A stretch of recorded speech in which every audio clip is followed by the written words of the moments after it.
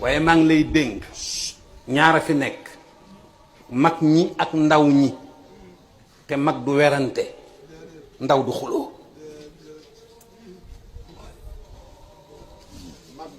mag du werante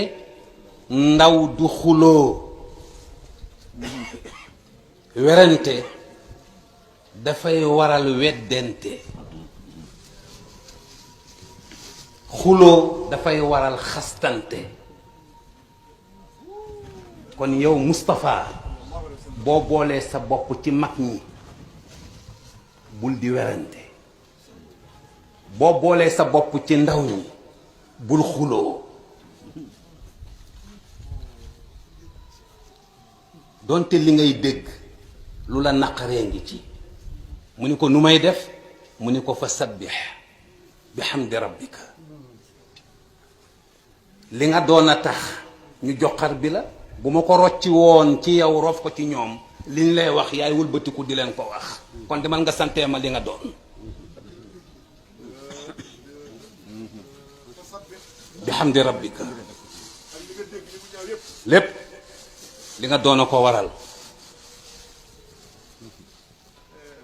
boo demee ba jaaxle ndax nangu naa ci suma làmmiñu bàyyi nee na nit du def lépp naqar nee na li la naqari lépp boo ko bëggee wax di nga weeru te sa aajo du faju Allahu akbar.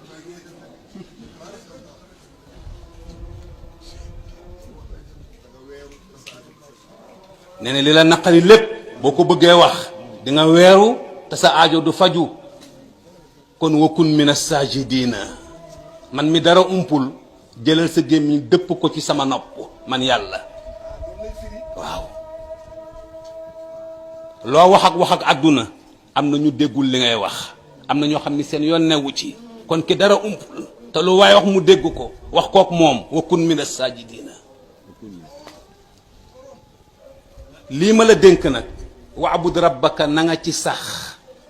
xataa yatiyaka al yaqin ba li la war a jël si la jita zairan am qabidan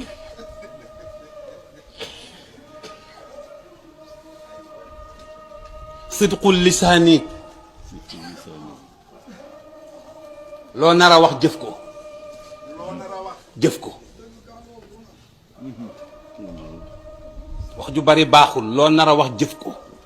ndax man yàlla maa ubbi gémmiñu ñépp te kenn dégguma te lu ma nar a wax jëf ko moo tax Maulana Cheikh Seydi Aboubacar si nee na lu waaye mos a wax di nga ci génn ba mu des yàlla Allahu akbar. di nga ci génn bés a ngi ñëw di nga ci génn ba mu des yàlla tawaadu nafs na nga leen tane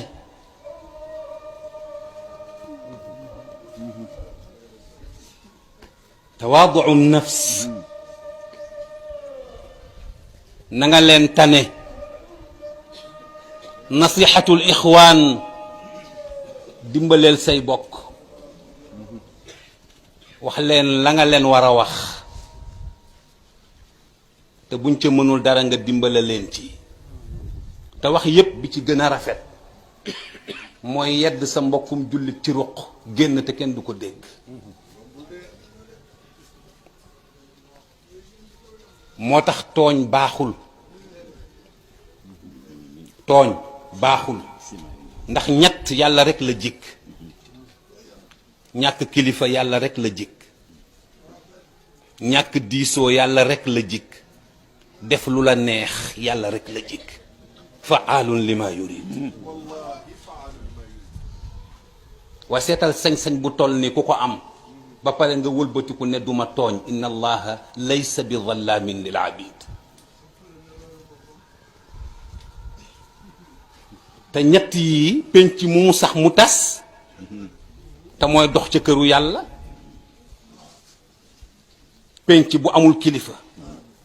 amul diisoo kenn ku ci nekk respecté sa morom xam fa sa mbir tàmbaleeg fa mu yem bu lii amul ci penc mu désorganisé la yàlla nag ñett yi mooy dox ci këram yàlla amul kilifa du diisoo te lu ko neex def waaye lam ca tofal mooy nag duma tooñ duma tooñ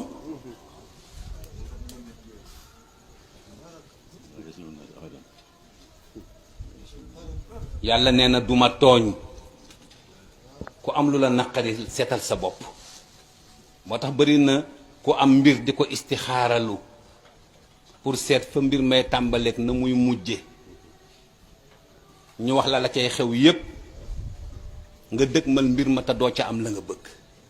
du def lu bon te di juum. waaw te di def li bon te di juum parce que da nga istixaarul sa bopp